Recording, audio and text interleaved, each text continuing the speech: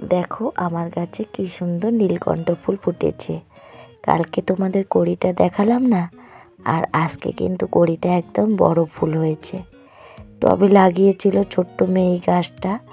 তো ছোট মেয়ে এই গাছটা লাগানোর পরে গাছটা প্রায় মরে গেছিল, কিন্তু জানো তো অনেক যত্ন করার পরে এই গাছটার থেকে আমরা ফুল পেলাম।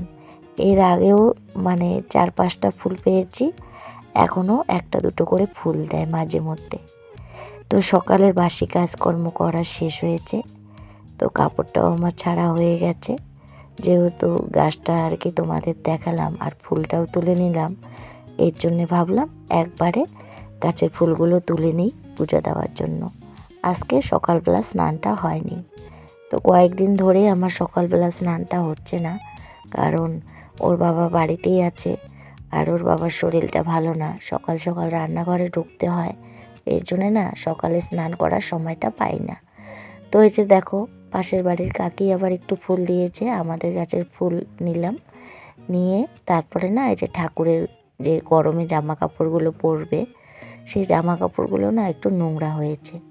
তো বৃহস্পতিবারের দিন না ধোয়া কাচাটা হয়নি, কারণ কয়েকদিন ধরে না একটু ব্যস্তর মধ্যেই আছি।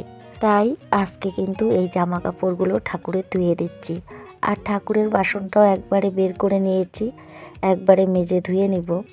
আর এই তো ঠাকুরের বাসনটাও একদম মেজে ধুয়ে নিয়ে এসেছি। এর মধ্যে আমি অফ ক্যামেরায় কিন্তু ঠাকুরের ঘরটাও মুছে নিয়েছি। আর আজকে ভাবছি বড় মেয়েকে বলবো ঠাকুরটা পূজা দিতে। তো যদি ঠাকুরের বাসন টাসন মাজা থাকে তাহলে কিন্তু ও তাড়াতাড়ি করে পূজাটা দিবে। যেহেতু আমি সকালে স্নান করিনি, এর জন্য না ঠাকুরটা অনেক দেরি হবে পূজা দিতে। ও যদি ওঠে তো ওকে বলবো, তাহলে একটু তাড়াতাড়ি হবে। তো এদিকে দেখো ঠাকুরের জামা কাপড়গুলো মেলে দিয়েছি, আর এর মধ্যে ছোট মেয়ে ঘুম থেকে উঠে চা করে নিয়েছে। তো এখন চাটা খেয়ে নিই। চা খাওয়া দাওয়ার পরে চলে এসেছি রান্নাঘরে। ওই যে বলছি ওর বাবার শরীরটা ভালো না, এর জন্য আর কি কাজে টাজে যাচ্ছে না, বাড়িতেই আছে। তো শরীর খারাপ থাকলে তো আর কাজে যাওয়া সম্ভব না। আগে রোগটাকে ভালো করতে হবে, শরীরটাকে সুস্থ করতে হবে, তাহলেই তো কাজে যাবে। তো এর জন্য বাড়িতেই আছে আর ওষুধ খাচ্ছে। তো এর জন্য সকাল সকাল একটু রান্না করে ভাত খাওয়াই, কারণ পাওয়ারই ওষুধ খেলে তো অনেকটাই শরীর দুর্বল হয়। এর জন্য টাইমলি খাওয়াটা দিতে হয়। তো আমরা যদি না দিই ওকে খাওয়া, তাহলে কে দিবে বলো। তো এর জন্য প্রেসারে ভাত বসিয়ে দিয়েছি, আর এদিকে একটু গাজর আলু বিনস আজও ভেজে নিচ্ছি। কালকে খেয়ে ভালো বলেছে, এর জন্য আজকেও একটু করে দিলাম। সকাল সকাল আর কি রান্না করব, এই জন্য প্রেসারে ভাত আর এই যে এই ভাজাটা করে দিব, আর বাচ্চাদেরও হয়ে যাবে, ওর বাবারও হয়ে যাবে। তো ওইদিকে বিনস ভাজাটা বসিয়ে দিয়ে এদিকে বাসনপত্রগুলো গুছিয়ে নিই।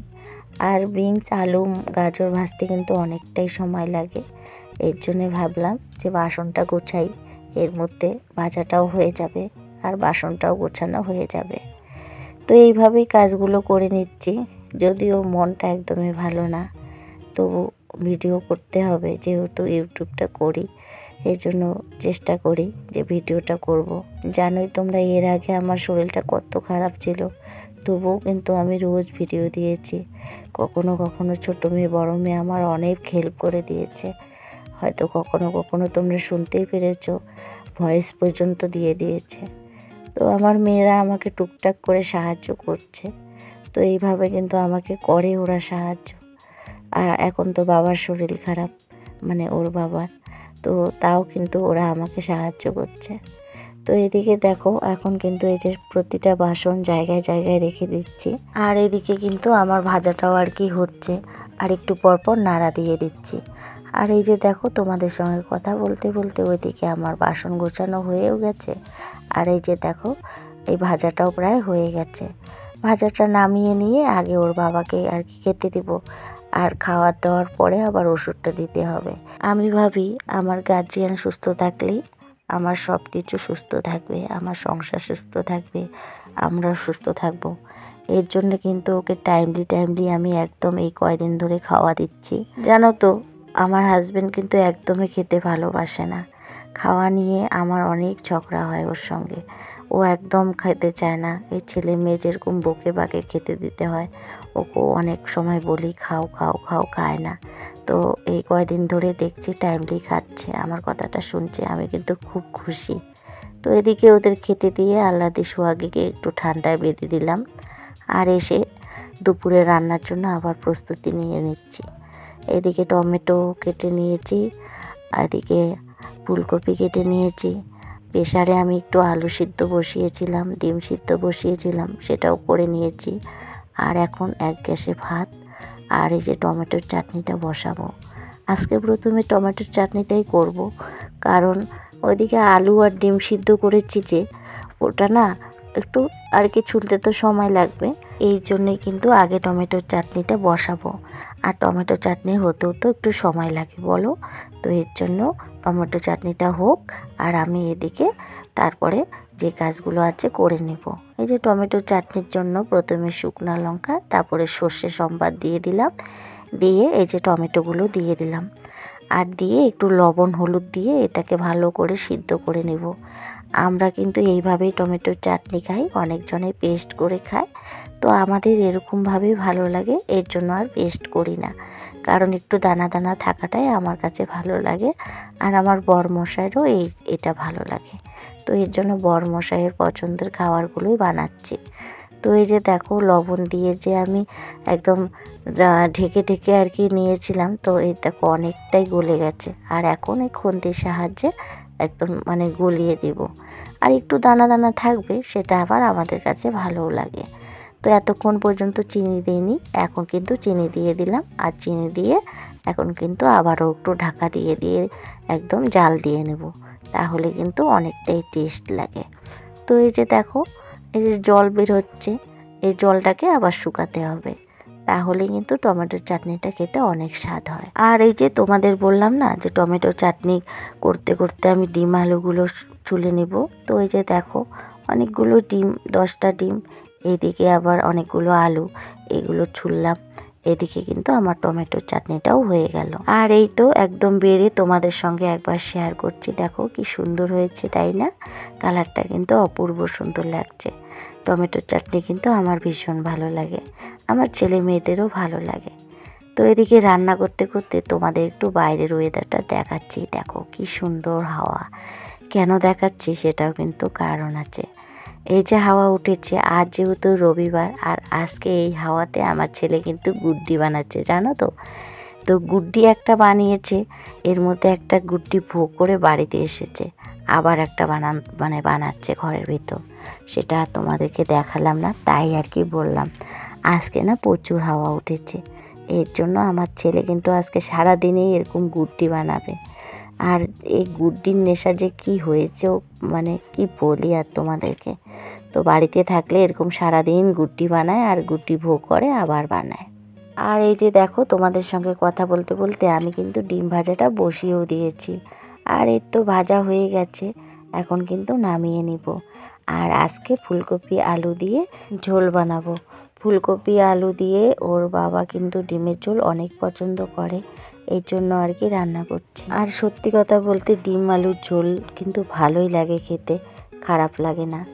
তো রান্নার মতন যদি রান্না করা যায় তাহলে কিন্তু অনেক ভালো লাগে। তো এই যে দেখো ডিমগুলো আমার একদম ভাজা হয়ে গেছে, ওই তেলে কিন্তু এখন জিরা সম্বাদ দিয়ে দেব।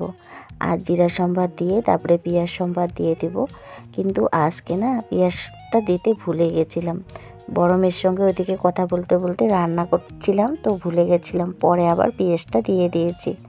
আর এই যে দেখো ফুলকপিটা দিয়ে দিলাম, তখন কিন্তু আমি পেঁয়াজটা দিইনি, বড় মেয়ের সঙ্গে কথা বলতে বলতে আমি ভুলেই গেছি। তো ওকে বলছিলাম দেখ তোর সঙ্গে কথা বলতে বলতে আমি রান্নাটাই ভুলে গেছি। তো যাই হোক, পরে আবার সঙ্গে সঙ্গে মনে হয়েছিল, পরে পেঁয়াজ টমেটোটা দিয়ে দিয়ে ভাজা করে নিয়েছি। আর ফুলকপিটা আগে মানে লাল লাল করে ভাজা করে নিয়েছি, তারপরে কিন্তু আলুটা দিয়েছি। আলুটাও আবার একটু লাল লাল করে ওগুলোর সঙ্গে ভাজা করে নিয়ে এদিকে মশলাটা দিয়ে দিলাম। মশলার মধ্যে এখানে আদা জিরা লঙ্কা আর তার সঙ্গে কয়েক কোয়া রসুন, যেহেতু ডিম রান্না করছি রসুন না দিলে তো ভালো লাগবে না, এর জন্যই। এই যে এখন কষিয়ে নিচ্ছি, আর কষিয়ে নিয়ে দিয়ে দেব গরম জল। আমি কিন্তু এক গ্যাসে গরম জল রেডি করে ফেলেছি, কষানো হয়ে গেলেই গরম জলটা দিয়ে দেব। আমি এইভাবেই কাজগুলো করি যেন একটু তাড়াতাড়ি হয়। তো এই যে গরম জল দিয়ে দিয়েছি, আর দেখো এখন কিন্তু ডিমগুলোও দিয়ে দিব। আর ডিমগুলো দেওয়ার পরে কিছুক্ষণ ফুটিয়ে নিয়ে তারপরে রেডি আমার ডিম আর ফুলকপি আলুর ঝোল। তো এই যে আমার কিন্তু ডিম আর ফুলকপি আলুর ঝোল একদমই রেডি। একটু গরম মশলা দিয়েছি আর এই যে একদম রেডি। এখন কিন্তু নামিয়ে নিব।